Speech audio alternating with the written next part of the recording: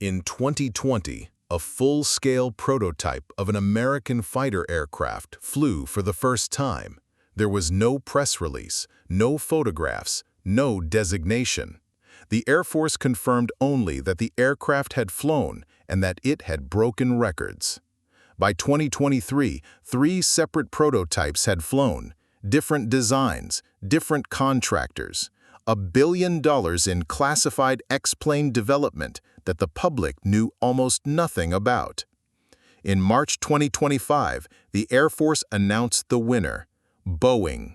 The aircraft was designated F-47, Mediforms, and it was unlike any fighter that had come before it. The F-22 Raptor entered service in 2005. It was the most capable air superiority fighter ever built. Supercruise, thrust vectoring, low observable stealth across multiple radar bands. In 20 years of service, no F-22 has ever been defeated in air-to-air combat. The Air Force originally planned to buy 750 Raptors. In 2009, Secretary of Defense Robert Gates cut the program to 187 aircraft. The Cold War was over. The F-35 was coming. The logic was that America would never again need a dedicated air superiority fleet at scale. The production line closed in 2012. Each aircraft cost $356 million. The tooling was dismantled. There is no way to build more. The problem was range. The F-22 Raptor has a combat radius of 590 nautical miles. The F-35 has roughly 600. In the Pacific Theater, the distances between American bases and contested airspace are measured in thousands of miles. An air superiority fighter that cannot reach the fight without a tanker is an air superiority fighter that depends on the tanker surviving. And the threat had changed.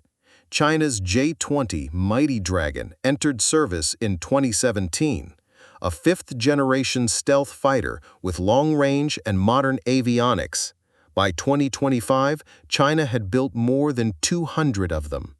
The F-22's 1980s-era avionics and stealth shaping were designed for a different threat. The Air Force needed a new fighter, not an upgrade, not a modification, a clean-sheet design built for the threat environment of the 2030s and beyond.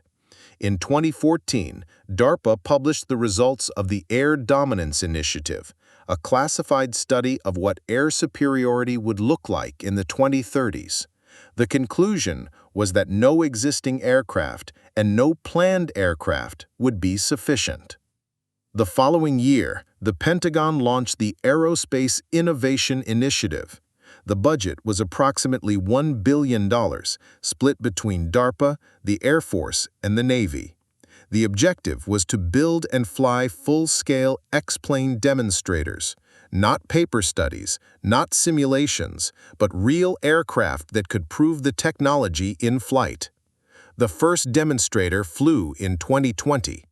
Will Roper, the Air Force's acquisition chief, confirmed the flight in a press interview. He released no images, no specifications, and no contractor name. He said only that the aircraft had flown and that it had broken records that they would have taken decades under normal acquisition rules.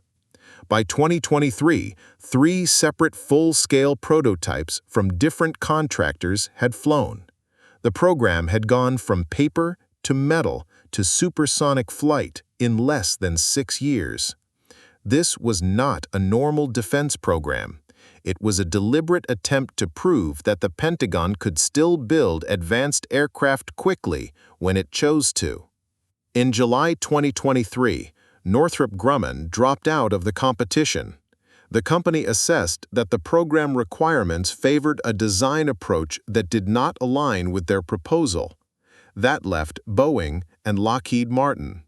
In July 2024, Air Force Secretary Kendall paused the program. The projected cost had reached $300 million per aircraft. Kendall wanted to assess whether the requirements could be adjusted to bring the cost down. whether the Air Force was asking for too much capability in a single airframe. The pause lasted 8 months. On March 21, 2025, the Air Force announced the winner. Boeing received a $20 billion engineering and manufacturing development contract. The aircraft was designated F-47. Manufacturing began immediately at Boeing's facility in St. Louis. The first thing you notice about the F-47 is what is missing. There are no vertical tails, no fins, no dorsal structures of any kind. The entire upper surface of the aircraft is a continuous blended wing body shape. The fuselage flows into the wings without a hard boundary. This is not an aesthetic choice.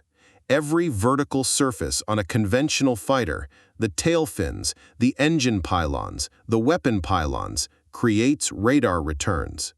The F-47 eliminates all of them. The result is what the Air Force calls broadband low observability. The aircraft is designed to defeat radar systems across the entire electromagnetic spectrum, not just the specific bands that fifth-generation stealth was optimized for.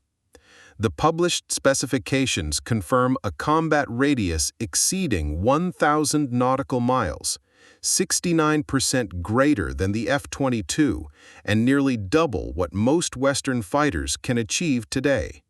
Top speed above Mach 2, internal weapons carriage to preserve the stealth profile, and the range to operate across the Pacific without depending on aerial refueling.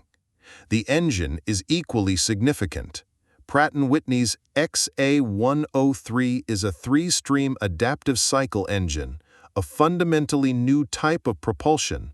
A conventional jet engine has a fixed bypass ratio. The XA-103 has a third airflow stream that can shift between the core and the fan. In high-efficiency mode, the third stream increases bypass ratio for range. In high-thrust mode, it redirects airflow for maximum combat power. Pratt & Whitney estimates 25% greater fuel efficiency and 20% more thrust compared to a conventional fixed-cycle engine of the same class. That adaptive architecture is why the F-47 can achieve a 1,000-mile combat radius without being significantly larger than the F-22. The engine does not compromise between range and performance. It switches between them. Both Pratt & Whitney's XA-103 and GE Aerospace's competing XA-102 completed their assembly readiness reviews in 2026. Physical engine assembly is underway, with ground testing expected in the late 2020s. The Air Force has allocated $5 billion for the F-47 in fiscal year 2026, with another $5 billion requested for 2027. The planned fleet is 185 or more aircraft, the same order of magnitude as the F-22 fleet it replaces. First flight is scheduled for 2028, operational fielding in the early 2030s. But the F-47 is not designed to fight alone. The Air Force concept of operations calls for each F-47 to command 5 or more autonomous wingmen, unmanned combat aircraft that fly alongside the manned fighter and execute missions on its behalf. The program is called Collaborative Combat Aircraft. The idea is that the pilot in the F-47 becomes a mission commander rather than a single aircraft operator. The autonomous wingmen handle the tasks that would otherwise put the manned aircraft at risk, flying ahead to scout, jamming enemy radars, delivering weapons against defended targets, or drawing fire as decoys. 2 CCA designs have been selected for the first increment. General Atomics' YFQ-42A, called Dark Merlin, is a survivable strike platform derived from the XQ-67A demonstrator. It has internal weapons carriage, a V-tail, and is designed to operate alongside the F-47 deep inside contested airspace. Endural's YFQ-44A, called Fury, takes a different approach. It is roughly half the size of an F-16, built for affordability and mass production. External hardpoints rather than internal bays. A Williams turbofan engine with a top speed of Mach 0.95. The Fury first flew on October 31, 2025.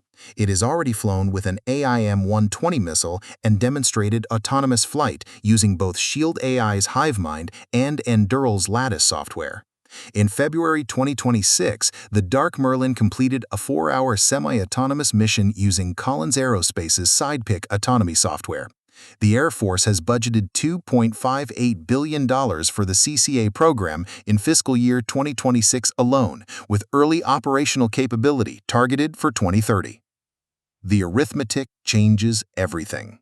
185 F-47s, each commanding 5 or more CCAs, would put more than 1,000 combat platforms in the air, commanded by fewer than 200 pilots. The CCAs are designed to be attritable, a word the Air Force uses carefully. It means the drones are cheap enough to lose in combat. They can absorb a missile that would otherwise hit a manned aircraft, and the only cost is hardware. No pilot lost, no family notified. The unit cost of a CCA is estimated at a fraction of the manned fighter it protects.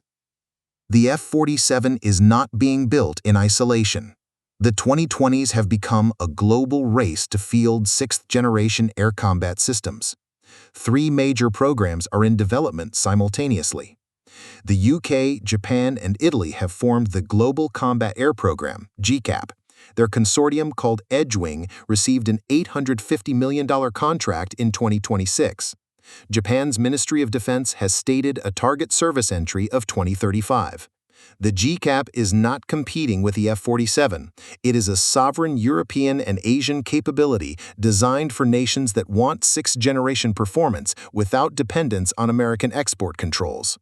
France, Germany, and Spain are developing the Future Combat Air System, FCAS, but the program has been slowed by work-share disputes between Dassault and Airbus with no resolution as of 2026. The FCAS timeline has slipped repeatedly, and its pathway to a flying prototype remains uncertain. The strategic implication is clear.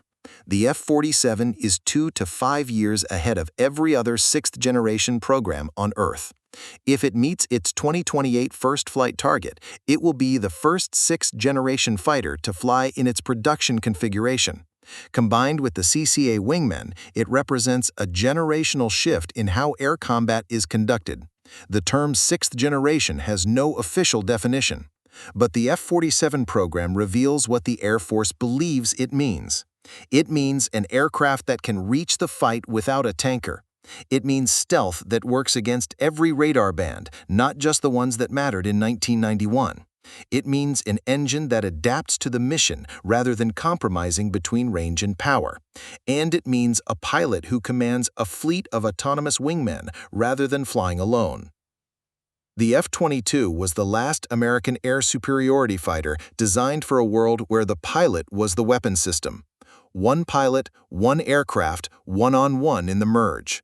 The F-47 is the first designed for a world where the pilot is the quarterback, orchestrating a team of autonomous platforms that extend their reach, absorb risk, and multiply their combat power beyond anything a single aircraft could achieve alone. The Air Force plans to fly the F-47 for the first time in 2028. If it works, the United States will field a combat system that no other nation can match. Not a single aircraft, but a network of manned and unmanned platforms that can project air superiority across the Pacific. For more military aviation engineering, the decisions that shaped every aircraft you know, subscribe to BingoFuel.